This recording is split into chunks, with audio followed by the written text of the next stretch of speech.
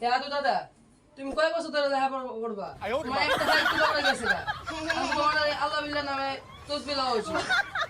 দুঃখের কথা আর কি কবি। ওই 2017 সালে মনে করে যে ভর্তি হয়েছি ন্যাশনাল ইউনিভার্সিটিতে।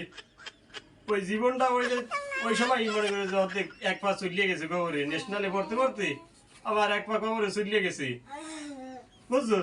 এখন দুর্গা নায়নাত তোরা আসত, তোরা এখন মনে করে যে আমার সব সম্ভব লেখাপড়া আর করিয়া চিন্তা করছি আর কি করবো, লেখাপড়া করতে করতে তো এক পা কাজ কবরের মধ্যে চলিয়ে গেছে।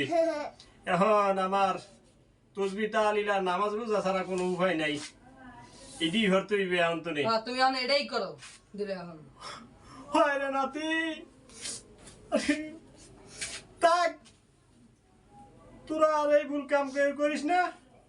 এই ন্যাশনাল ইউনিভার্সিটির আন্ডারে আর কি ওই ভর্তি হইয়া জীবনটা আর তেজপাতা বানাইস না।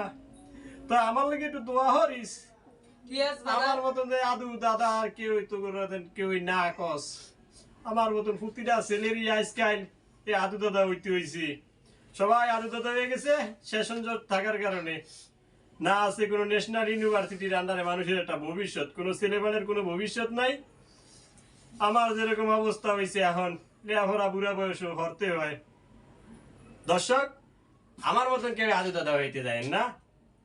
এই ন্যাশনাল ইউনিভার্সিটি যতদিন সেশন জট থাকবে সবাই আমার মতন নাইনাত করে দাদা দাদি হয়ে যাইবেন।